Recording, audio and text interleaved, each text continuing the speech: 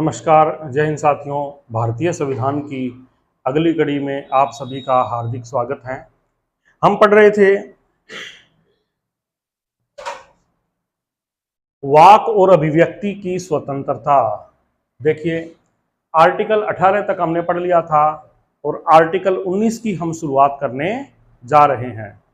वाक और अभिव्यक्ति की स्वतंत्रता का मतलब ये हुआ कि कोई भी व्यक्ति जो आज़ादी से पहले अपनी बात को बोल नहीं पाता था, अपने विचारों को अभिव्यक्त नहीं कर पाता था, 19(1) में वाक और अभिव्यक्ति की स्वतंत्रता दी गई है।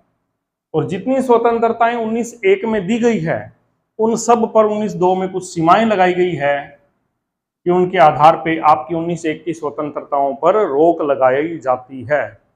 तो इस आर्टिकल में बहुत कुछ दिया और इसमें बहुत कुछ लिया। जो इसमें दिया वो इसमें लिया, कुछ ऐसा ही है। तो वाक और अभिव्यक्ति की स्वतंत्रता, प्रत्येक व्यक्ति को अपनी बात कहने और अपनी बात अभिव्यक्त करने की स्वतंत्रता है। इसमें ABCDEF कुल मिला के 7 स्वतंत्रताओं का उल्लेख था, लेकिन 7 में से ABCDEF और G तक 7 तक था, जिसमें 19(1) जो है वो बाद में संपत्ति का अधिकार की स्वतंत्रता जो थी उसको हटा दिया गया था 44वें संविधान संशोधन के द्वारा। वर्तमान में इसमें 6 प्रकार की स्वतंत्रताएं हैं। पहले कितनी थी? 7 प्रकार की। तो पहली है प्रेस की स्वतंत्रता, इसका भाग है। लेकिन इससे मैं पहले बता दूं कि वाक और अभिव्यक्ति की स्वतंत्रता 19(1) में है। 19(1) में 19(1) में क्या है? शांतिपूर्वक सम्मेलन, बिना शस्त्र के सम्मेलन करने की स्वतंत्रता। भाई, आप अपनी बात कहेंगे, अभिव्यक्त करेंगे, तो आपको क्या चाहिए? आपको क्या चाहिए? किसको अभिव्यक्त करेंगे, किसको कहेंगे अपनी बात? तो सामने देखिए क्या चाहिए? सम्मेलन। तो दूसरी स्वतंत्रता कौन सी होगी? शांतिपूर्वक सम्मेलन करने की स्वतंत्रता, बिना शस्त्र के सम्मेलन करने की स्वतंत्रता। तीसरी स्वतंत्रता है संघ बनाने की स्वतंत्रता। संघ बनाने की स्वतंत्रता। पहली है वाक और अभिव्यक्ति की स्वतंत्रता, दूसरी शांतिपूर्वक सम्मेलन करने की स्वतंत्रता, तीसरी संघ बनाने की स्वतंत्रता, और चौथी है स्वतंत्रता पूर्वक विचरण करने की स्वतंत्रता। स्वतंत्रता पूर्वक विचरण करने की स्वतंत्रता, मतलब आप स्वतंत्रता पूर्वक कहीं भी घूम सकते हैं। निवास करने की स्वतंत्रता,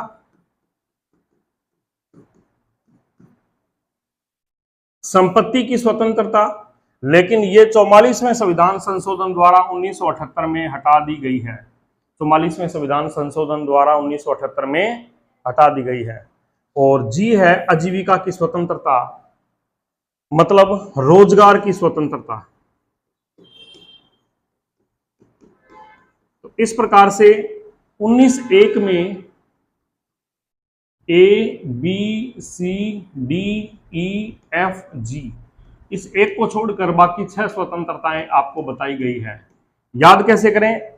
वाक और अभिव्यक्ति की स्वतंत्रता का मतलब है आपको अपनी बात बोलना और अभिव्यक्त करने की स्वतंत्रता।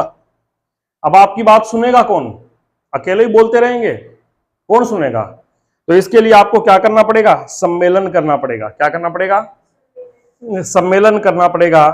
तो बिना शस्त्र के, ऐसे नहीं आप हथियार लेके खड़े हो जाएं, भैया इकट्ठे हो जाइए, मेरी बात सुनिए, नहीं तो गोली मार दूंगा, ऐसे नहीं। तो आपको क्या करना है कि सम्मेलन करना पड़ेगा। तो सम्मेलन की स्वतंत्रता होनी चाहिए, बिना शस्त्र के, बिना किसी डर भय के स्वतंत्रता सम्मेलन करने की। तो आपको अपनी बात कहनी थी, इसके लिए आपने क्या किया? सम्मेलन। अब सम्मेलन में आएगा कौन? सम्मेलन में आएगा कौन आपकी बात सुनने के लिए? तो इसके लिए आपको क्या करना पड़ेगा? संघ बनाना पड़ेगा। क्या बनाना पड़ेगा? संघ बनाना पड़ेगा। और संघ बनाने की स्वतंत्रता सी में आ गई। अब संघ आप घर बैठे बैठे कहें साहब मैं ये फेडरेशन यूनियन बढ़ा रहा हूं, सब इसमें जुड़ जाइए और कल सम्मेलन में आ जाइए, कौन आएगा? आ जाएगा कोई भी नहीं। आपको घूम फिर के लोगों को बताना पड़ेगा कि भाई साहब मैं जो है वो कल वहां पे भंडारा करने वाला हूं, आप 100 रुपए की रसीद कटाइए, वहां पे बढ़िया भोजन होगा, है ना। या फिर हम कल जो है वो स्वतंत्रता दिवस मनाने के लिए सभी इकट्ठे हो रहे हैं और वहां पर झंडारोहण किया जाएगा, सांस्कृतिक कार्यक्रम होगा, वहां पर मैं अपनी बात कहूंगा, बहुत सारे नेताजी, बहुत सारे जनप्रतिनिधि अपनी बात कहेंगे।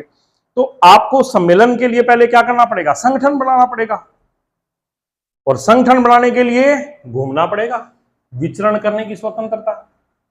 अब आप घूम रहे हैं, लोगों को कह रहे हैं कि भाई साहब मैं युवाओं का एक संगठन बना रहा हूं, वो कहेंगे आप है कौन भाई साहब, आप है कौन, कौन से युवाओं का संगठन बना रहे हो, कहां से आए हो आप? तो हमें उनके बीच में रहना भी पड़ेगा, निवास भी करना पड़ेगा। तो अगला है निवास करने की स्वतंत्रता, है ना। निवास कर रहे हो, संघ बना रहे हो, केवल मकान ले लोगे, संघ बना लोगे, खाओगे क्या, है ना। सिर्फ और सिर्फ घूमते फिरते रहोगे, संघ बनाते, खाओगे क्या भैया? या तो ठगी करोगे, उससे तो काम चलेगा नहीं। तो आपको रोजगार करने की भी स्वतंत्रता होनी चाहिए, आजीविका की स्वतंत्रता। तो 19(1)(a) में क्या है? वाक और अभिव्यक्ति। अभिव्यक्ति किसको करोगे? सम्मेलन को करोगे। दूसरा, बिना शस्त्र के सम्मेलन की स्वतंत्रता। सम्मेलन में आएगा कौन?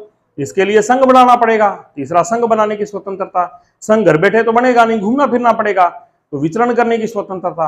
और विचरण करोगे, लोगों से मिलोगे, लोग कहेंगे कौन हो भैया? तो बताओ हम आपके बीच में इतने नंबर वार्ड में रहने वाले फलाना सिंह जी हैं। तो आपको आवास करने की स्वतंत्रता।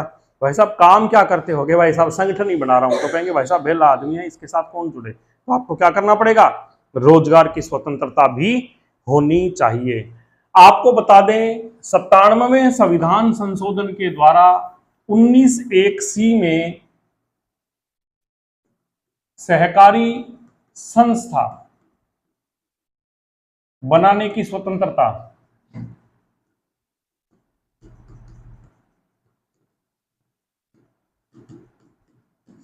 97वें संविधान संशोधन द्वारा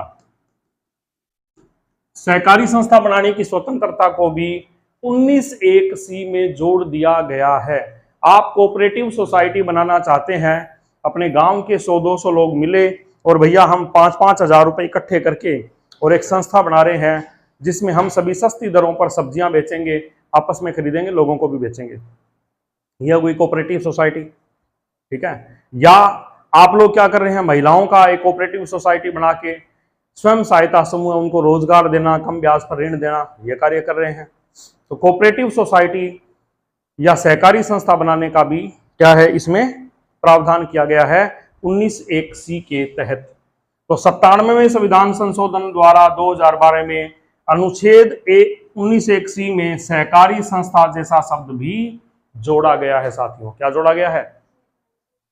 अब आप कहेंगे आपने 6 प्रकार की स्वतंत्रताएं बता दी, लेकिन हमने तो सुना है प्रेस की स्वतंत्रता भी होती है, हमने तो सुना है धरना प्रदर्शन की भी छूट है। वो स्वतंत्रताएं कहां गई? वो स्वतंत्रताएं कहां गई, है ना। तो वो स्वतंत्रताएं भी वाक और अभिव्यक्ति की स्वतंत्रता का ही भाग है। कौन कौन सी? प्रेस की स्वतंत्रता। लोकतंत्र का चौथा स्तंभ माना गया है प्रेस को, मीडिया को। उनको ये पूर्ण अधिकार है कि वो किसी भी विषय पर विवेचनात्मक विश्लेषण करें, बिना किसी राजनीतिक या व्यक्तिगत लोभ, प्रलोभन या पूर्वाग्रह से ग्रसित हुए बिना। वो हर चीज का एक जो है वो सही विश्लेषण करें, जनता के सामने प्रस्तुत करें। अब कोई आके कहे साहब तुम ऐसे कैसे लिख रहा है, तो ऐसा नहीं कह सकते, वो स्वतंत्र है। विज्ञापन की स्वतंत्रता, चुप रहने का अधिकार। अब मेरे को आप कहो भाई साहब बोलिए, अरे क्यों बोलूं, मेरी मर्जी है, मैं चुप रहना चाहता हूं। नहीं, आपको हमें ये चीज बतानी पड़ेगी। क्यों बतानी पड़ेगी, है ना। तो चुप रहने का अधिकार भी किसमें है? वाक और अभिव्यक्ति की स्वतंत्रता का एक भाग है। टेलीफोन टेप नहीं कर सकते। आजकल घर घर में है ना, जो कॉल रिकॉर्डिंग कर ली, मैंने रिकॉर्डिंग कर ली, मैंने रिकॉर्डिंग कर ली, नेताजी की रिकॉर्डिंग कर ली, मास्टर जी की रिकॉर्डिंग कर ली, डॉक्टर साहब की रिकॉर्डिंग कर ली। तो ये आप फोन टेप नहीं कर सकते। आपको पता है बीच में फोन टेपिंग को लेकर राजस्थान विधानसभा में पिछली सरकार में बहुत बड़ा मुद्दा बना था। ये वाक और अभिव्यक्ति की स्वतंत्रता का हिस्सा है। सरकारी सूचनाएं प्राप्त करना, जो राइट टू इंफॉर्मेशन एक्ट है, RTI, वो भी इसी का ही भाग है। राइट टू इंफॉर्मेशन एक्ट है RTI एक्ट 2005, वो भी सरकारी सूचनाएं आपको प्राप्त करने का अधिकार है। कोई भी कागज की आप फोटोकॉपी ले सकते हैं, आप अपने कार्य जो है उसके समस्त कागजात ले सकते हैं।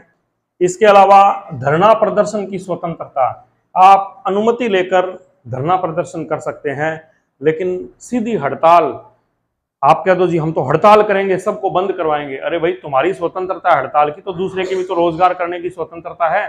तुम जाके अगलों के शटर तोड़ोगे कि तुम तो गेट, ये दुकानें अपनी बंद करो, तुम्हें काम नहीं करने देंगे, तो बिना अनुमति के आप हड़ताल भी नहीं कर सकते।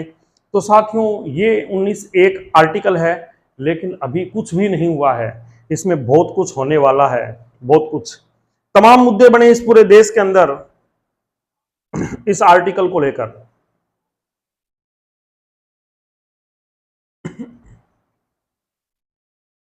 अब भाषण और अभिव्यक्ति की स्वतंत्रता का उल्लेख भारत के संविधान में भी है। भाषण और अभिव्यक्ति की स्वतंत्रता का उल्लेख कहां है?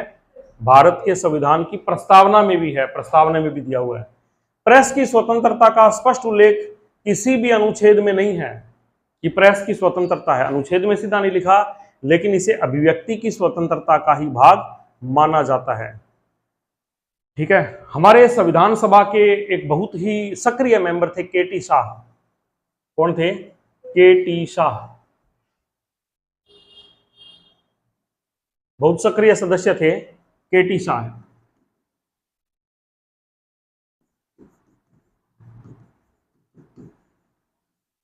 और एक थे दामोदर स्वरूप सेठ।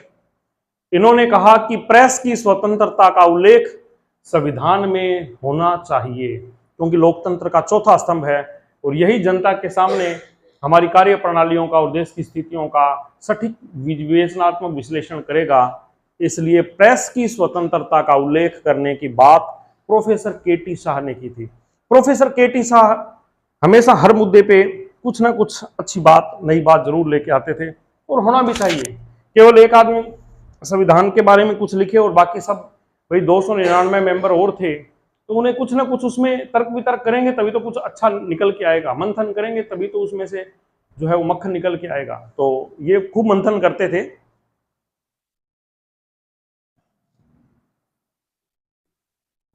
एडीआर बनाम भारत संघवाद में यह निर्णय दिया गया। एडीआर, एसोसिएशन ऑफ, ये देखो यहां आ भी गया, association of democratic reforms. Association of democratic reforms एक एनजीओ है। Association of for democratic reforms क्या एक एनजीओ है। एनजीओ क्या है? नॉन गवर्नमेंट ऑर्गेनाइजेशन, जो गैर सरकारी संगठन है। ये सरकार द्वारा रजिस्टर्ड तो किए हुए हैं, लेकिन सरकार संचालन नहीं करती। ये तमाम कार्य करते हैं, कोई समाज सेवा का, कोई जागरूकता का, कुछ ना कुछ लोकहित का कार्य करते हैं।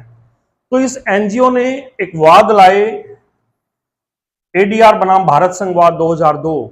इसमें कहा गया कि उम्मीदवारों के पृष्ठभूमि की जांच करना भी, जानकारी देना भी अभिव्यक्ति की स्वतंत्रता का एक भाग है। आपके क्षेत्र में कोई एमएलए का चुनाव लड़ रहा है, सांसद का चुनाव लड़ रहा है, जनप्रतिनिधि का कोई भी चुनाव लड़ रहा है, आप यदि उससे पूछें भाई साहब आप कितनी बार जेल गए हो, आप पे कितने मुकदमे हैं, और वो कह दे तुम कौन है मेरे से पूछने वाला, तो आप बिल्कुल उसको कानून कोर्ट में चैलेंज कर सकते हैं। ये मेरी अभिव्यक्ति की स्वतंत्रता है कि मैं उम्मीदवार के बारे में जानकारी प्राप्त कर सकता हूं। तो एडीआर बनाम भारत संघवाद 2002, जिसमें कहा गया कि उम्मीदवारों की पृष्ठभूमि की जानकारी देना भी किसका भाग है? अभिव्यक्ति की स्वतंत्रता का ही एक भाग है। क्लियर? अब एक थे नवीन जिंदल जी। नवीन जिंदल जी ने कहा कि भाई तिरंगा झंडा फहराया तो कुछ लोगों ने विरोध किया, तो बोले क्यों? बोले तुम हर कहीं पे नहीं फहरा सकते। तो नवीन जिंदल जी भी कोर्ट में गए और निर्णय आया सुप्रीम कोर्ट का कि राष्ट्रीय ध्वज तिरंगा फहराना और लगाना अभिव्यक्ति की स्वतंत्रता का भाग है। मतलब राष्ट्रीय ध्वज तिरंगा यदि आप फहराते हो तो ये आपका मूल अधिकार है, ये आपका मूल अधिकार है कि आप तिरंगा फहरा सकते हो कहीं पे भी, लेकिन सम्मान के साथ में, नियम के साथ में। ठीक है। एक वाद और आया, पीयूसीएल बनाम भारत संघवाद। पीयूसीएल है, PUCL, PUCL PUCL, public union for civil liabilities, public union for civil liabilities. ये नागरिक अधिकार के लिए एक एनजीओ है जिन्होंने 2013 के अंदर एक मामला लेके आए कि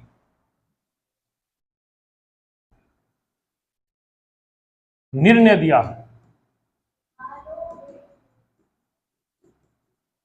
कि नोटा, नोट नहीं है, नोटा, नोट नहीं भाई, नोट मत पढ़ लेना कहीं, तुम कह दो जी चुनाव में नोट लेना तो अभिव्यक्ति की स्वतंत्रता, नोट नहीं है, नोटा। नोटा भी अभिव्यक्ति की स्वतंत्रता का भाग है कि आपके सामने कई उम्मीदवार खड़े हो गए और आपको उनमें से कोई पसंद नहीं है, आप नोटा का उपयोग कर सकते हैं, कोई आपको रोक नहीं सकता। तो नोटा भी अभिव्यक्ति की स्वतंत्रता का एक भाग है। PUCL है, public union for civil liabilities. ये देखो मैंने लिखा इसमें नोट्स में अपने अलग डाल दिया है, मैं सोचा शायद नहीं था। अब एक मामला आया श्याम नारायण चौकसीवाद। तो श्याम नारायण चौकसीवाद में पहले आपको पता है कि जो सिनेमा हॉल होते थे उसमें जब फिल्म चलती थी तो मूवी के स्टार्टिंग के अंदर राष्ट्रगान चलता था। अब उस राष्ट्रगान में श्याम नारायण चौकसे जी खड़े हुए सावधान की मुद्रा के अंदर राष्ट्रगान को ससम्मान गाने लगे और कुछ लोग खड़े नहीं हुए, उन्होंने विरोध किया और श्याम नारायण जी चौकसे के साथ में वहां सिनेमा हॉल में मारपीट हो गई। श्याम नारायण चौकसे जी को यह बात बहुत बुरी लगी कि यार ये क्या है, इस देश के अंदर राष्ट्रगान का सम्मान नहीं है। तो वो गए कोर्ट में और वहां पे सिनेमा घर में राष्ट्रीय गान बजाना अनिवार्य है, लेकिन बाद में अभी और उसके बाद फैसले आ गए, अभी स्वैच्छिक है यदि आप बजाएं या ना बजाएं, लेकिन पहले अनिवार्य कर दिया था उस वाद के बाद में। क्लियर?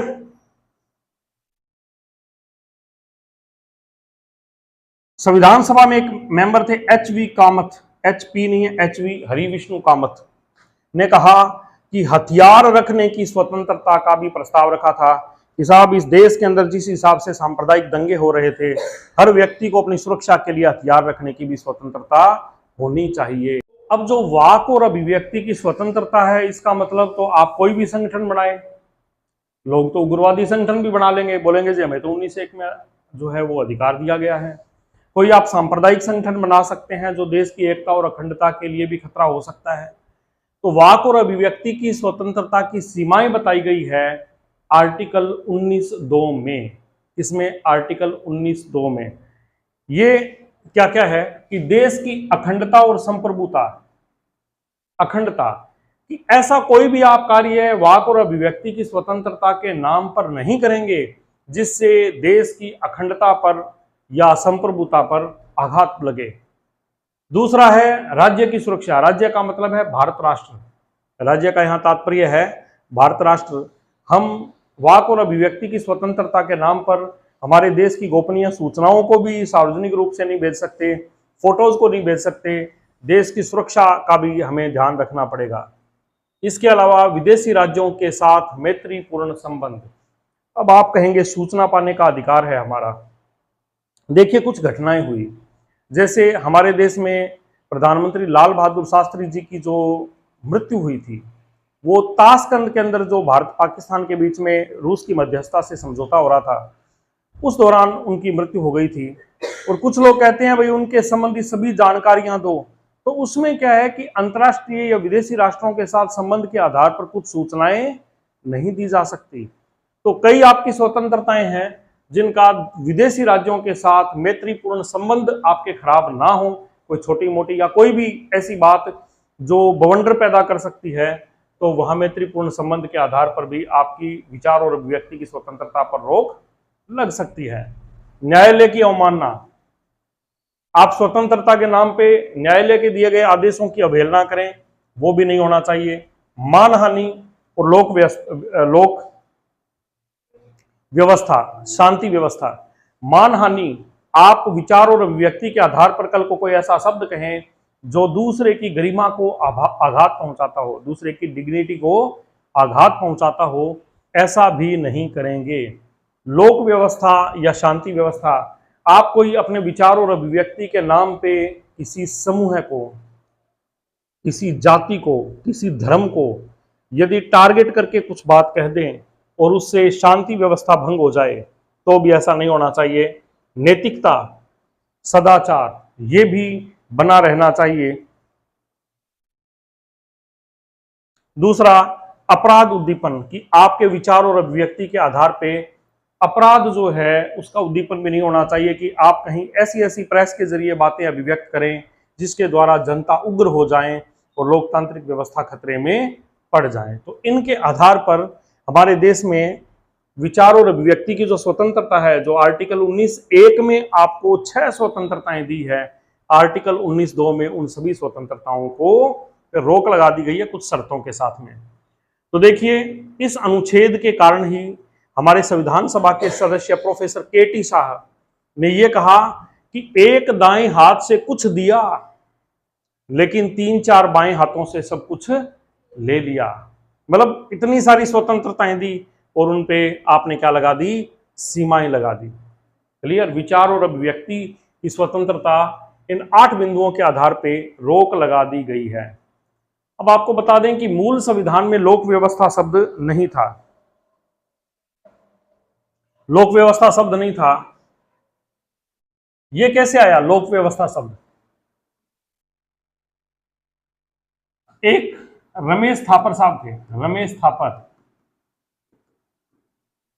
जिनकी एक मैगजीन थी, पत्रिका थी, जिनका नाम था क्रॉस रोड। उसमें वो कुछ ऐसी खबरें छापते थे कि उस समय की सरकार के वो खिलाफ थी, या ये मान के चलिए जनता उससे उग्र हो सकती थी। तो मद्रास सरकार ने उस पर रोक लगा दी। मद्रास सरकार ने उस पर रोक लगा दी। मद्रास सरकार ने रोक लगा दी तो रमेश थापर जी कोर्ट में गए। रमेश थापर बनाम मद्रास राज्यवाद, बनाम मद्रास राज्यवाद, ये वाद लेकर वो कहां जाएंगे? हाई कोर्ट सीधे। क्यों? बोले साहब, मेरे मूल अधिकार का हनन हो रहा है, विचार और अभिव्यक्ति की स्वतंत्रता मेरा मूल अधिकार है। मैं अपने विचार व्यक्त कर रहा हूं और मेरे विचारों पे रोक लगा के मेरे मैगजीन को बंद कर दिया गया, मेरी पत्रिका को बंद कर दिया गया है। तो इस वाद में निर्णय आया और बोले क्रॉस रोड पे जो रोक लगाई गई है उसे तत्काल प्रभाव से बंद किया जाए। क्रॉस रोड पे रोक को बंद किया जाए, क्रॉस रोड को चालू किया जाए। आई बात समझ में? क्रॉस रोड अखबार पे जो पाबंदी लगाई है उस पाबंदी को खत्म किया जाए और क्रॉस रोड अखबार को चालू किया जाए। तो सरकार ने देखा यार ये तो काम खराब हो गया, ऐसे तो कोई भी हमारे खिलाफ में लिखेगा, देश की अखंडता को, है ना, खराब करेगा, व्यवस्था खराब होगी। उस वक्त फर्स्ट कॉन्स्टिट्यूशनल अमेंडमेंट,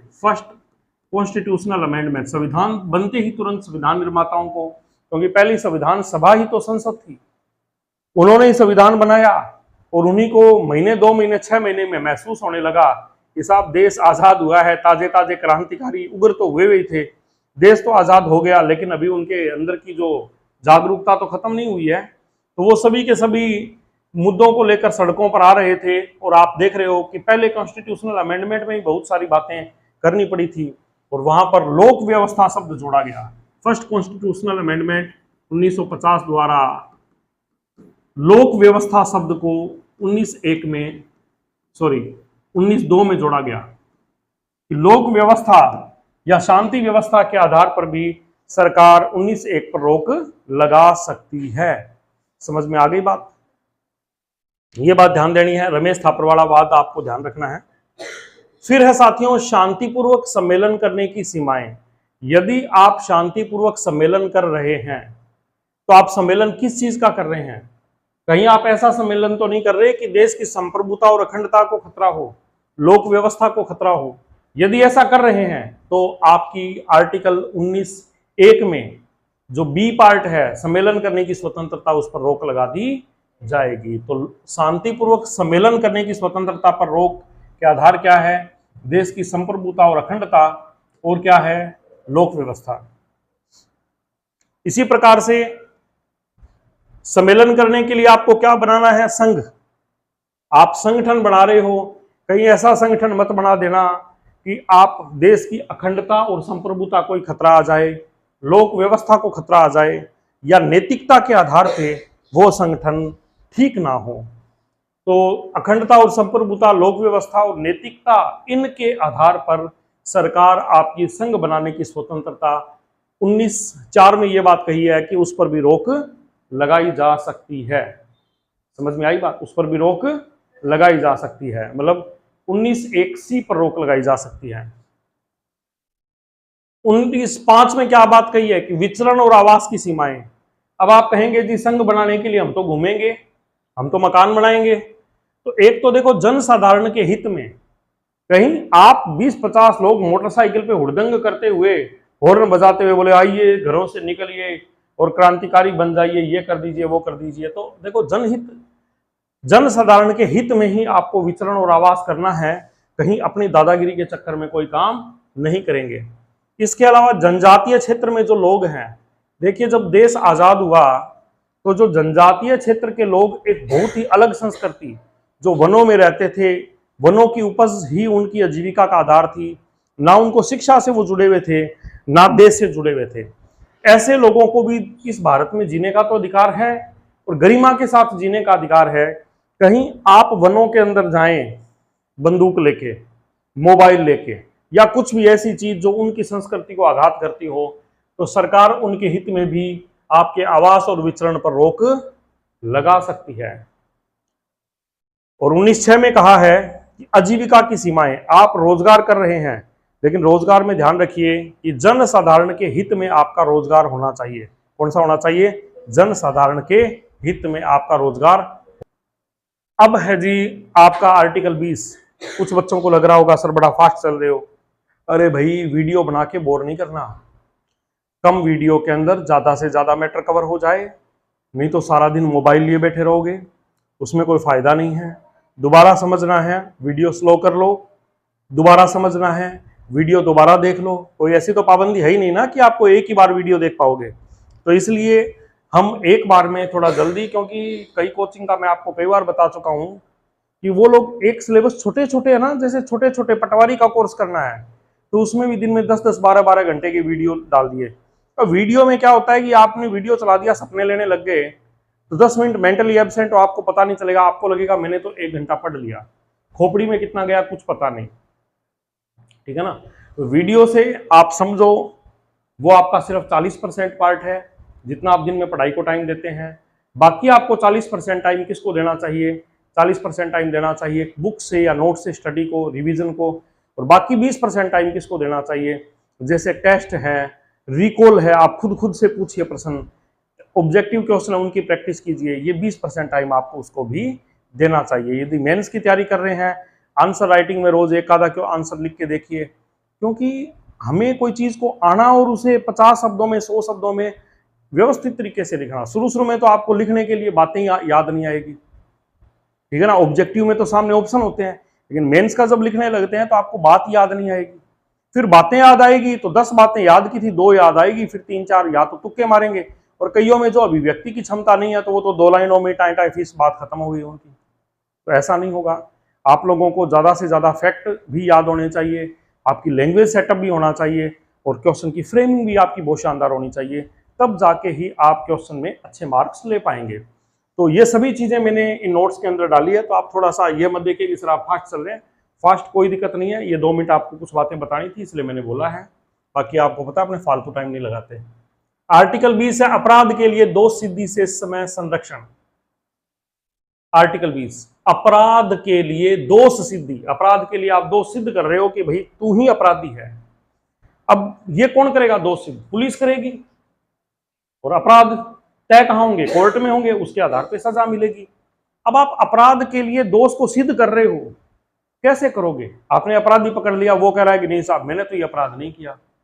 तो देखिए, एक तो है एक्स पोस्ट फैक्टू लॉ, किसी भी व्यक्ति को कानून के तहत सजा दी जाएगी जो अपराध के समय लागू था।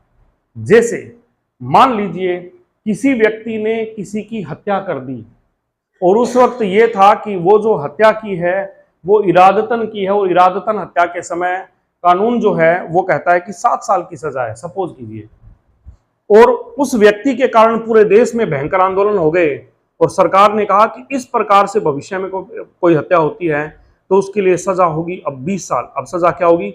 20 साल। चलो, सरकार ने कानून दे दिया, कोर्ट में मामला चल रहा है। सरकार के कानून बनाने के 1 साल बाद में कोर्ट का फैसला आया और बोले ये तय हो चुका है कि इस व्यक्ति ने इरादतन हत्या की है, इसको सजा दी जाएगी। अब कहें कि सजा कौन सी दोगे, 7 साल वाली या 20 साल वाली? नहीं आया समझ में? एक व्यक्ति ने अपराध किया, जब अपराध किया तब 7 साल की सजा थी, 7 साल सजा मिलने की बात थी।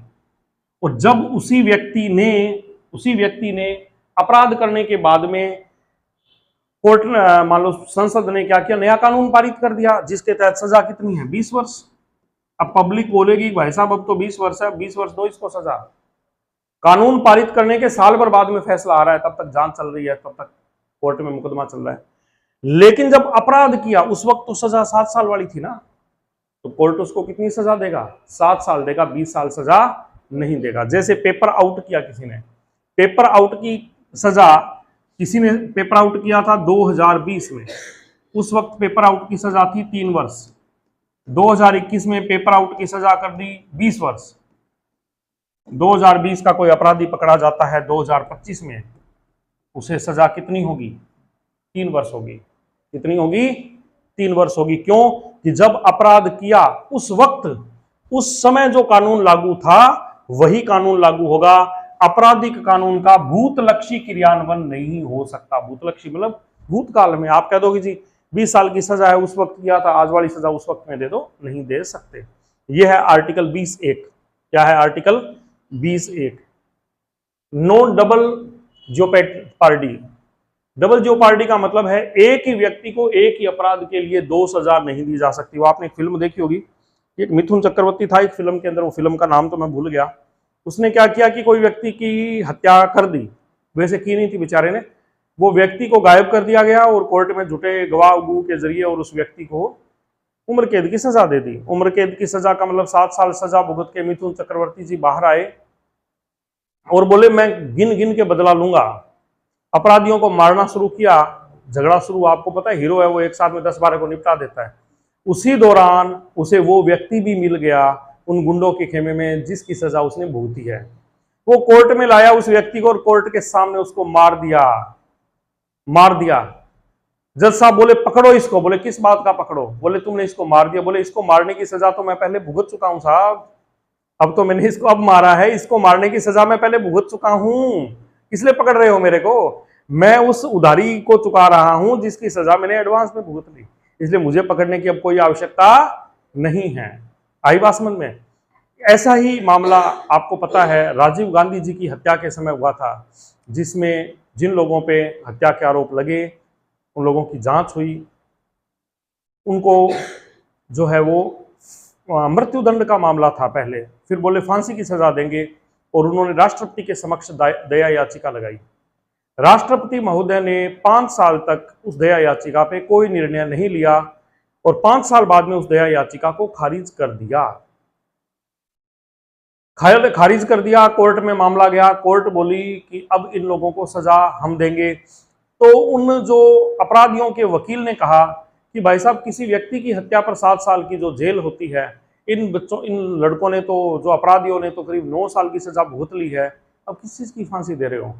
या तो वो 9 साल इनके वापस लौटा के दो, फिर फांसी दो। भाई एक को मारा है, मारने की सजा 9 साल होती है, 9 साल से अंदर पड़े हैं, है ना? वो राष्ट्रपति महोदय की गलती समझिए, कुछ भी समझिए, ये एक उम्र कैद भुगत चुके हैं, अब तो इनको या तो बरी कर दो या वो 9 साल इनके कहीं से लौटा दो। अब 9 साल कहां से लौटाएं? फिर इनको फांसी दे दो। इनके जीवन की तो इन्होंने 2 सजा भुगत ली ना एक ही अपराध की, तो उन लोगों को बरी कर दिया गया।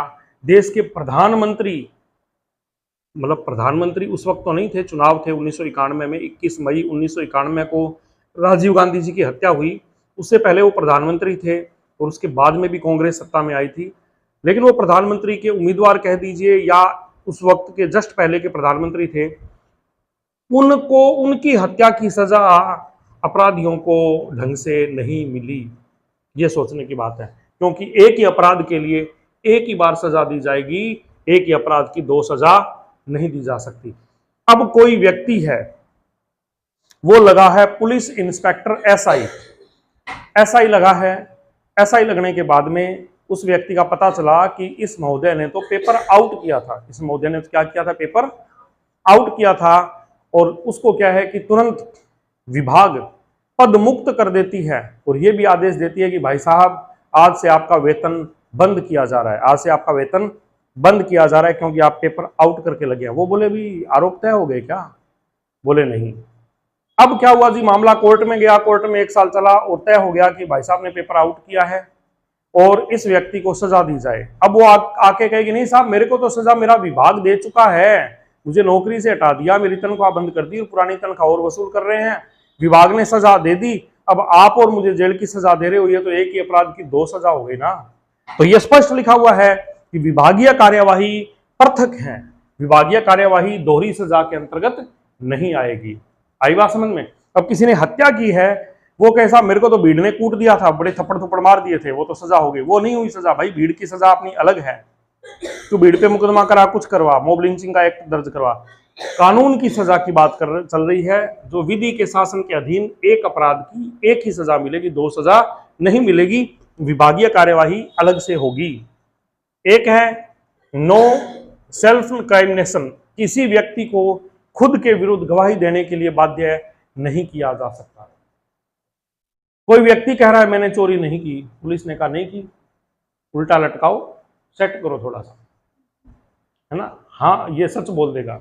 अब वास्तव में वो चोर है, मान नहीं रहा, लेकिन फिर भी कानून ये कहता है कि आप उसको खुद के खिलाफ गवाही देने के लिए बाध्य नहीं कर सकते। हाँ, दूसरे गवाह तैयार कर लो, सबूत तैयार कर लो, कोर्ट में पेश कर दो, लेकिन उसको खुद को आप यदि सोचें कि हम इसको साहब किसी भी तरीके से जो है वो कह दें कि ये अपराध अपना कबूल कर ले, तो वो हम अनैतिक तरीके से कबूल नहीं करवा सकते।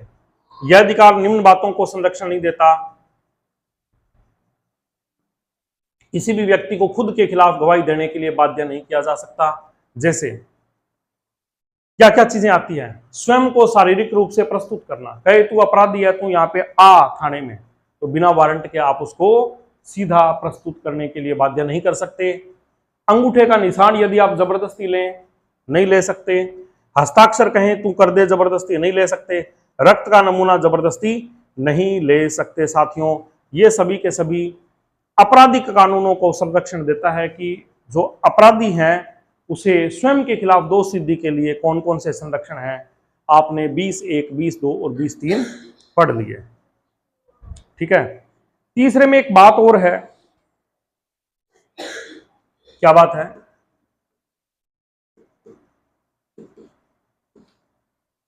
किसी भी व्यक्ति को खुद के खिलाफ गवाही देने के लिए बाध्य नहीं किया जा सकता। इसमें सेल्वी बनाम कर्नाटक राज्यवाद 2021,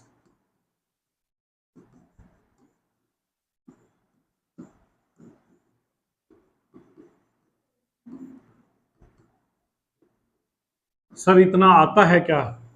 अरे भाई आरपीएससी कहां कहां पहुंच रही है, बिल्कुल खानों से, कहते हैं ना कुचर कुचर के क्वेश्चन निकालना, खानों से, वो खानों से क्वेश्चन निकाल रही है बहुत गहराई से।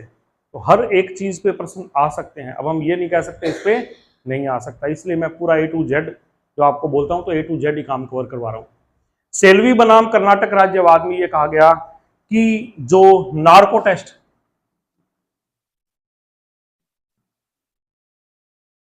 ब्रेन मैपिंग,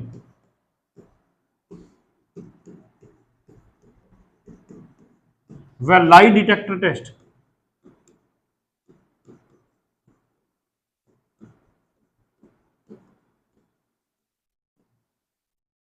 ये भी आप नहीं करवा सकते। क्यों नहीं करवा सकते? क्योंकि ये भी तो खुद को स्वयं के खिलाफ गवाही देने के लिए बाध्य करने वाली बात हो गई। तो इसमें क्या है कि नार्को टेस्ट, ब्रेन मैपिंग और लाई डिटेक्टर टेस्ट पे सेल्वी बनाम कर्नाटक राज्यवाद 2021 में रोक लगाई गई है। लेकिन सुप्रीम कोर्ट ने कहा, लेकिन इसमें कहा कि महिलाओं के खिलाफ अपराध, महिलाओं के खिलाफ कोई अपराध हो रहा है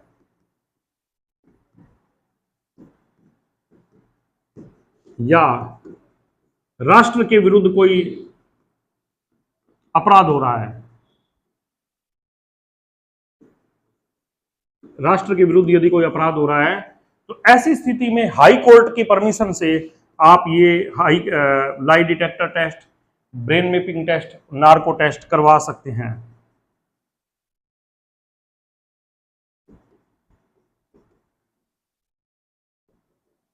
ये नोट्स में आप साइड में ऐड कर लीजिए जो मैं लिख रहा हूं।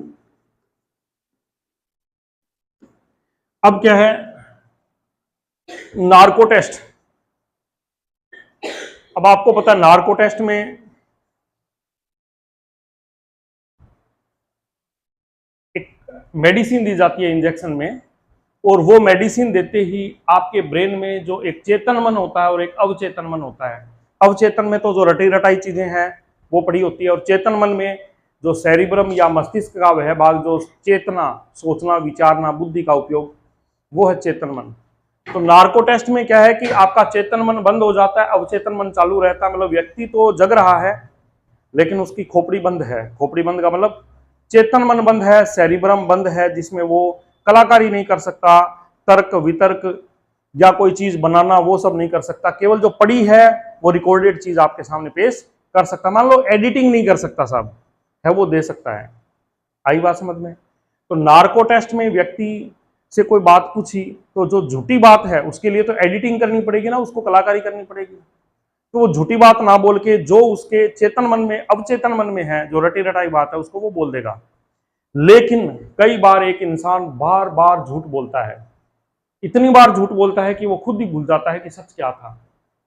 तो वो उसका झूठ है ना, वो अवचेतन मन में चला गया, और नार्को टेस्ट में भी वही उस झूठ को बोल देगा, और कोर्ट उसको यदि सच्चा मान के और मुकदमे को के अंदर फैसला दे दे तो बताओ कितना गलत हो जाएगा। और आपने जोली LLB 2 फिल्म देखी होगी, उसमें अक्षय कुमार जी कोर्ट के अंदर एक संजीव भट्ट नाम से वो पेश करते हैं गवाह जम्मू कश्मीर का, और उसका जैसे ही लाइट नार्को टेस्ट किया जाता है तो उस नार्को टेस्ट में वो महाशय झूठ बोल जाते हैं, क्योंकि इतनी बार उनसे झूठ बुलवाया गया कि उनका झूठ चेतन मन से निकल के अवचेतन मन में चला गया। और अक्षय कुमार जी को वहां पे जो मामला है, जोली वकील थे उसमें, वहां पर कोर्ट उनके खिलाफ मुकदमा मतलब फैसला देने ही वाली होती है कि वहीं पर ही वो, सॉरी रहीम भट्ट था शायद उनका नाम, वो वहीं पर ही तुरंत जो असली अपराधी को पुलिस पकड़ के ले आ जाती है और इत्तेफाक से उनको न्याय मिल जाता है। नहीं तो पता है नार्को टेस्ट के चक्कर में तो उनकी वहीं पे ही धज्जियां उड़ने ही वाली थी। तो कुल मिला के बात यह है कि सेल्वी बनाम कर्नाटक राज्यवाद ने कहा कि नार्को टेस्ट, ब्रेन मैपिंग और लाई डिटेक्टर को आर्टिकल 20(3) के तहत स्वयं के खिलाफ दोषसिद्धि के लिए बाध्य करने का मामला मानते हुए आप ये टेस्ट नहीं करवा सकते बिना व्यक्ति की अनुमति के। और महिलाओं के खिलाफ कोई अपराध है या राष्ट्र के विरुद्ध अपराध है तो हाईकोर्ट की स्पेशल परमिशन लेके और आप ये टेस्ट करवा सकते हैं। समझ में आई बात? तो ये अपने को ध्यान देनी है। अब अगला पार्ट है आर्टिकल 21, बहुत इंपॉर्टेंट है। आर्टिकल 21 बहुत इंपॉर्टेंट है। अब देखिए, प्राण और दैहिक स्वतंत्रता। आपके प्राण स्वतंत्र हैं। कोई कहे मैं तेरे प्राण हर लूंगा, ऐसे कैसे हर लेगा भाई? संविधान ने मुझे अधिकार दिया, ऐसे कैसे हर लोगे? दैहिक स्वतंत्रता, कोई कहे मैं तेरे को गुलाम बना लूंगा और तेरे को मैं 1 लाख रुपए में खरीद रहा हूं। आजकल कहते हैं ना बिहार से हम 2 लाख रुपए में बिरनी लेके आए हैं, तो इसका मतलब तो आपने दैहिक स्वतंत्रता का हनन कर दिया भाई। ऐसे कैसे बेच दिया आपने किसी को? और प्राण तो अंदर ही है, तो प्राण की भी हनन हो गया। तो प्राण और दैहिक स्वतंत्रता से किसी को वंचित नहीं कर सकते। अरे कोई बात नहीं, पैसे देके आप ले आए बीननी, अच्छी बात है, लेकिन आप उसको सम्मान से रखिए। क्या रखिए? सम्मान से। किसी ने उसके प्राण दैहिक स्वतंत्रता का हनन किया, लेकिन आप तो मत कीजिए ना, आप तो संविधान की अनुपालना कीजिए। स्टूडेंट है, क्लियर बात समझ में आई क्या आपके? तो प्राण और दैहिक स्वतंत्रता जो है कि किसी भी व्यक्ति को के प्राण और दैहिक स्वतंत्रता से वंचित नहीं कर सकते। अब इसमें मामला आया एक तो गोपालनवाद और एक मेनका गांधीवाद। एक आया गोपालनवाद और एक आया मेनका गांधीवाद। तो मेनका गांधी, पहले गोपालनवाद में बता दूं, एक तो है विधि के द्वारा स्थापित प्रक्रिया। इस शब्द को समझना भाई, थोड़ा कलर बदल देते हैं। विधि के द्वारा स्थापित प्रक्रिया, और एक है विधि के द्वारा, विधि की सम्यक प्रक्रिया। इन दोनों का मतलब समझिए। देखो, एक तरफ तो होती है विधायिका। विधायिका कौन होती है? जैसे लोकसभा है, उसमें जितने लोग जीत के लोकसभा में गए हैं, चाहे वो कांग्रेस का है, चाहे बीजेपी का है, चाहे समाजवादी पार्टी का, चाहे अपने कहे आम आदमी पार्टी का, सब के सब मिलकर क्या बना रहे हैं? विधायिका। क्या बना रहे हैं? विधायिका। विधायिका में से जो सरकार बनी और सरकार ने अपने मंत्री बनाए, मंत्री और प्रधानमंत्री मिलकर जो विधायिका कानून पारित करेगी, क्योंकि कानून पारित करते समय तो वोटिंग होगी, बजट बनते समय तक में वोटिंग होती है, तो वोटिंग में तो किसका काम है? सभी वोट देंगे ना, उसमें तो हारे जीते सब वोट देंगे। हारे जीते मतलब जिसकी सरकार है वो भी वोट देगा, जो सरकार में नहीं है वो भी वोट देगा। तो विधायिका ने तो सब जने आ गए। कार्यपालिका में आए प्रधानमंत्री और उनके मंत्री जी, और राजस्थान की बात करें या राज्य की बात करें तो मुख्यमंत्री जी और उनके मंत्री जी। उन्होंने जो भी काम हुआ है, जैसे हमने कानून के तहत विधि के अंतर्गत कोई मामला पारित हुआ है, विधि के अंतर्गत, या कोई शिक्षा से संबंधित कोई कानून पारित किया है, अब उस कानून को पारित कर दिया, उसे लागू कौन करेगा? ये सब मिलके थोड़ी करेंगे। कौन करेगा? शिक्षा मंत्री करेगा ना, है या नहीं है? तो कार्यपालिका क्या करती है? विधायिका के द्वारा पारित किए गए कानूनों की अनुपालना करती है, या उनको ये कह सकते हैं उनकी क्रियान्विति करती है। क्रियान्विति, थोड़े शब्दों का जाल समझना पड़ेगा। क्रियान्विति करती है। अब साहब न्यायालय में कोई चला गया कि भाई साहब विधायिका ने जो कानून पारित किया है वो गड़बड़ है, या विधायिका ने कोई कार्य कर दिया जो स्वेच्छाचारी, अपनी इच्छा से कोई कह दिया जी हम ये काम कर रहे हैं, अपना पेमेंट बढ़ा रहे हैं सब जने मिलके, तो कोई कोर्ट में चला गया, बोले भाई साहब विधायिका ने जो ये कार्य किया है ना, ये गड़बड़ है, हम इससे सहमत नहीं है। तो गोपालन वाद 1950 में निर्णय दिया विधि की के द्वारा स्थापित प्रक्रिया का कि न्यायपालिका यानी कोर्ट केवल कार्यपालिका के कार्यों की समीक्षा कर सकती है, विधायिका के स्वेच्छाचारी कार्यों की समीक्षा नहीं कर सकती। अतार्किक, अनुचित और अन्यायपूर्ण कानून बनाया हो तो न्यायपालिका को कानून का अक्षरतः पालन करना पड़ता है। नहीं आया समझ में? समझो, कोई कानून है, गड़बड़ है, जज साहब को लगता है कि साहब ये तो प्राकृतिक न्याय के विरुद्ध है, अमानवीय है, अन्याय है, ये नहीं होना चाहिए, ये नहीं होना चाहिए। लेकिन यदि विधायिका ने पारित किया है, किसने किया है? विधायिका ने पारित किया है, तो आप क्या कर सकते हैं कि वो भले ही अतार्किक है, अनुचित, अन्यायपूर्ण है, विधायिका के कार्यों की, स्वेच्छाचारी कार्यों की समीक्षा नहीं कर सकते। विधायिका ने कानून पारित कर दिया, आप उसके ऊपर स्वेच्छाचारी कार्यों की समीक्षा नहीं करेंगे। हाँ, उस कानून को लागू करते समय कार्यपालिका ने कोई गड़बड़ किया है तो आप इसके कार्यों की समीक्षा कर सकते हैं। तो आप देखो, इसके कार्य की समीक्षा आप कर सकते हैं विधि की स्थापित प्रक्रिया के तहत। कार्यपालिका के कार्यों की समीक्षा कर सकते हैं, विधायिका के कार्यों की समीक्षा, विधायिका ने कोई कानून पारित कर दिया उसकी समीक्षा नहीं कर सकते। तो विधि की स्थापित प्रक्रिया के बारे में गोपालन वाद 1950 में यह निर्णय आया था, लेकिन यह निर्णय अंतिम नहीं था। मामला चलता रहा कि बोले साहब ऐसे तो विधायिका कोई भी कानून पारित कर देगी, जनता ने सत्ता दे दी, वो तो नशे में कुछ भी कर देंगे, ऐसा नहीं। इसी तरह न्यायालय ने माना कि प्राण और देह स्वतंत्रता से तात्पर्य है जीवित रहना तथा बंधक नहीं बनाया जाना। प्राण और देह स्वतंत्रता की क्या परिभाषा दी कि भाई जीवित रहना, कोई व्यक्ति तो उसके प्राणों की स्वतंत्रता, प्राण हर लोगे तो जिएगा कैसे, है ना? तो प्राण की स्वतंत्रता का मतलब जिंदा रखना, और देह स्वतंत्रता का मतलब आप उसको बंदी नहीं बना सकते। देखो, न्यायपालिका क्या कर सकती है? न्यायपालिका विधायिका के कार्यों की समीक्षा नहीं कर सकती, कार्यपालिका के कार्यों की समीक्षा कर सकती है। यह है विधि की स्थापित प्रक्रिया। यह क्या है? विधि की स्थापित प्रक्रिया। समझ में आ गई होगी। लेकिन आप अपने आत्मा से सोचो, क्या ये ठीक है? क्या ऐसे विधायिका कोई भी कानून पारित करे, चाहे संविधान सम्मत हो या उसमें मानवाधिकारों का हनन हो, ऐसा नहीं कर सकती ना। तो आगे चल के मामला और बढ़ा, हमारे देश में बहुत बड़े बड़े विद्वान जज हुए, विद्वान लोग हुए, समय समय पे वो कोर्ट में गए, या उन्होंने जैसे भी है, या वो क्या है कि विधायिका का या कार्यपालिका का हिस्सा बने और उन्होंने समय समय पे देश में अच्छे से परिवर्तन किए। तो वैसा ही एक वाद आया, मेनका गांधी वाद, जिसमें सुप्रीम कोर्ट ने प्राण और दैहिक स्वतंत्रता की व्यापक व्याख्या की। मेनका गांधी वाद 1978, मेनका गांधी वाद 1978।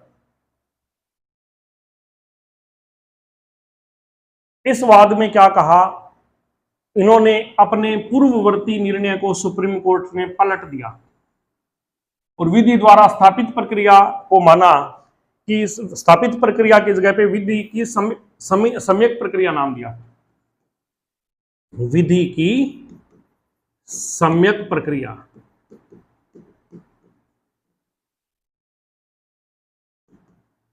विधि की सम्यक प्रक्रिया के बारे में बताया और यह बताया कि न्यायपालिका को कार्यपालिका के स्वेच्छाचारी कार्यों के साथ साथ विधायिका के भी स्वेच्छाचारी कार्यों की समीक्षा करने का अधिकार है। चाहे विधायिका गड़बड़ करे, चाहे कार्यपालिका गड़बड़ करे, दोनों को ही, ये दोनों के कार्यों की ही जो है वो संवैधानिक समीक्षा करने का अधिकार न्यायपालिका को है। अब आपको समझ में आया होगा, विधि की सम्यक प्रक्रिया ये कहती है कि कार्यपालिका और ये है विधायिका, इन दोनों के कार्यों की समीक्षा कर सकती है। कौन समीक्षा कर सकती है? न्यायपालिका। कौन कर सकती है? न्यायपालिका इन दोनों के कार्यों की समीक्षा कर सकती है कि कहीं कोई कानून इन्होंने ऐसा नहीं बना दिया है, इन्होंने बना नहीं दिया और इन्होंने ऐसा लागू नहीं कर दिया है कि वो प्राकृतिक न्याय का उल्लंघन करे, प्राकृतिक न्याय का उल्लंघन करे, ऐसा कोई भी कानून नहीं बनना चाहिए। विधि की स्थापित प्रक्रिया गोपालनवाद, विधि की सम्यक प्रक्रिया मेनका गांधी वाद। विधि की स्थापित प्रक्रिया किसमें है? गोपालनवाद 1950 में निर्णय आया और विधि की सम्यक प्रक्रिया में क्या है? मेनका गांधी वाद 1978 में निर्णय आया। साथियों पहला तो ये समझो, ये मेंस में और में बहुत इंपॉर्टेंट है, ये चीजें बहुत इंपॉर्टेंट है, आपको गहराई में जाके इन चीजों को समझना होगा। गोपालनवाद में क्या बताया? विधि की स्थापित प्रक्रिया कि न्यायपालिका कार्यपालिका के कार्यों की समीक्षा तो कर सकती है, लेकिन विधायिका के कार्यों की समीक्षा नहीं कर सकती, भले ही विधायिका ने अतार्किक अनुचित कोई भी कानून बना दिया है, उन्हें अक्षरशः पालन करना पड़ेगा। किसको पालन करना पड़ेगा? न्यायपालिका को। और विधि की सम्यक प्रक्रिया में यह कहा कि चाहे न्यायपालिका गड़बड़ करे, चाहे कार्यपालिका गड़बड़ करे, यदि कोई अतार्किक अनुचित या प्राकृतिक न्याय का उल्लंघन करने वाला कोई कानून बना दिया, प्राकृतिक न्याय का उल्लंघन करने वाला कोई कानून बना दिया, तो न्यायपालिका को अधिकार है कि कार्यपालिका विधायिका दोनों के कार्यों की समीक्षा कर सकती है। क्लियर? और मेनका गांधी वाद में एक बात और आई कि गरिमा के साथ जीने के साथ साथ में विदेश जाने का अधिकार भी होना चाहिए। इस मेनका गांधी वाद में क्या है? गरिमा के साथ जीने के साथ साथ में, गरिमा के साथ जीने के साथ साथ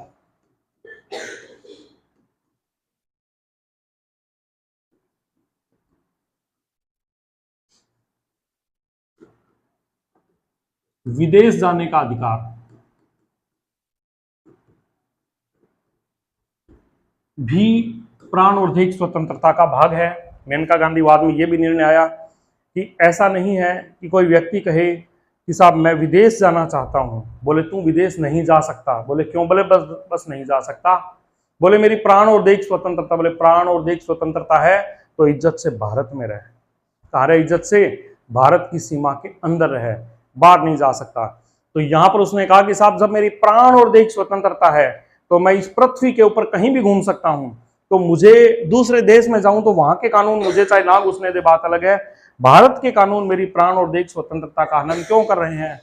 तो मेनका गांधी वाद में यह भी निर्णय आया कि गरिमा के साथ जीने का मतलब है विदेश जाने का अधिकार भी इसके अंतर्गत शामिल है। साथियों ठीक है?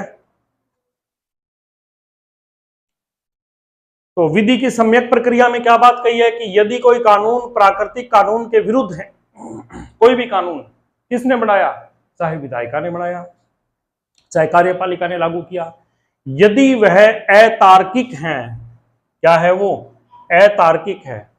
अतार्किक का मतलब क्या हुआ भाई, उसका कोई तुक्का ही नहीं, कोई तर्क ही नहीं है, अनुचित है, अन्यायपूर्ण है, उसे बदल भी सकती है। कौन, न्यायपालिका, उसे बदल भी सकती है और उसकी व्याख्या भी कर सकती है कि भैया ये गड़बड़ लिखा है तुमने, थोड़े हमसे पूछ लीजिए, हम बता रहे हैं वैसा थोड़ा बदल दीजिए, ठीक है ना। इस सिद्धांत के अनुसार न्यायपालिका कानून का अक्षरतः पालन करने के लिए बाध्य नहीं है, कि कहीं आपने विधायिका ने कोई उल्टा पुल्टा कानून बना दिया तो न्यायपालिका उसका अक्षरतः पालन करने के लिए बाध्य नहीं है कि आपको ये कानून है इसको पालन कीजिए। तो विधि की सम्यक प्रक्रिया क्या कहती है, यहां समझाया है। न्यायपालिका क्या कर सकती है, विधायिका के कार्यों की समीक्षा कर सकती है और कार्यपालिका के कार्यों की भी समीक्षा कर सकती है। तो इस प्रकार से विधि की सम्यक प्रक्रिया के द्वारा मेनका गांधीवाद 1978 के निर्णय में सुप्रीम कोर्ट ने प्राण और दैहिक स्वतंत्रता की व्यापक रूप से व्याख्या की, ठीक है ना। और पहले जो गोपालनवाद था उसमें प्राण और दैहिक स्वतंत्रता की संकीर्ण व्याख्या की, पूरा उसमें समझ में नहीं आ रहा था, संकीर्ण व्याख्या की, और यहां प्राण और दैहिक स्वतंत्रता की व्यापक व्याख्या की है। आगे बात समझ में। मेनका गांधीवाद में यह भी कहा कि जीने के अधिकार का अर्थ केवल जीवित रहना या पशुओं की तरह रहना ही नहीं है। कोई कहे कि ये मेरे घर में नौकर हैं, ये साहब देखो मैंने इसको है ना, एक कोठड़ी है उसके अंदर एक 0 वाट का बल्ब जल रहा है, उसमें पंखा नहीं है, उसमें खिड़की नहीं है और उसके अंदर जी रहा है, देखो तो मैंने देखो इसके प्राण लिए क्या, नहीं, तो प्राण स्वतंत्रता है, शरीर से भी स्वतंत्र है, मैंने बंदी थोड़ी बना लिया, खाना देता हूं भाई इसको। तो पशुओं की तरह रहना नहीं है, बल्कि जीवन का अर्थ है मानवीय गरिमा से युक्त जीवन, जिसमें जीवन के सभी पहलू है, जिससे उसका जीवन अर्थपूर्ण बने। वो व्यक्ति चाहे लोगों से मिले, वो व्यक्ति अपने विचारों को अभिव्यक्त करे, वो शिक्षा लेना चाहे शिक्षा मिले। अभी मैं इसमें इतने वाद बताऊंगा कि साहब भोजन का अधिकार भी है उस व्यक्ति को, नींद लेने का अधिकार भी है, नींद में से जगा दिया ना तो भी वो कहेगा ओए मेरे प्राण और दैहिक स्वतंत्रता का तूने हनन किया है, तुझे मैं अंदर करवा दूंगा, मुझे नींद लेने दे शाम को 6 से सुबह 10 बजे तक। आई बात समझ में क्या, तो आप उसको रोक नहीं सकते। अभी मैं आपको बहुत सारे बात, कोई कहे कि साहब मैं बीमार हूं, मेरा इलाज करवाइए, सरकार से अनुरोध है, सरकार बोलेगी पैसे, बोले मुफ्त में करवाइए, मुझे स्वास्थ्य का अधिकार है। कोई कहे भोजन चाहिए, मैं काम नहीं करता लेकिन खाना चाहिए, भोजन पाने का अधिकार भी है, बहुत अधिकार है। इसमें तमाम वाद हम पढ़ेंगे, तब जाके आपको ये समझ में आएगा कि जीवन का अर्थ केवल शरीर से जिंदा रहना ही नहीं है, बल्कि गरिमापूर्ण जीवन होना चाहिए, अर्थपूर्ण जीवन होना चाहिए। व्यक्ति को खुद को पता ही नहीं है कि मेरा जीवन अर्थपूर्ण है कि नहीं है, सांड की तरह सो रहा है,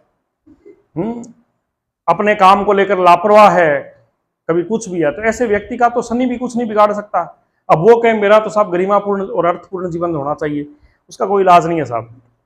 कानून ने अधिकार दे दिए, अब आप पे निर्भर करता है कि आप कैसे जीते हैं। अब साथियों, प्राण और दैहिक स्वतंत्रता में बहुत सारे इंटरेस्टिंग वाद होंगे, लेकिन हमारा वीडियो ऑलरेडी 1 घंटे से ऊपर हो चुका है, तो हम इन वाद को पढ़ेंगे अगले वीडियो में। तब तक के लिए हैव ए नाइस डे, आनंद से रहिए, प्राण और दैहिक स्वतंत्रता का भी आनंद लीजिए और संविधान का भी आनंद लीजिए, और परीक्षा की अच्छी तैयारी कीजिए, ताकि इस पढ़ाई के आनंद के साथ साथ में आपका जीवन भी अर्थपूर्ण और गरिमापूर्ण हो सके। ठीक है, ओके।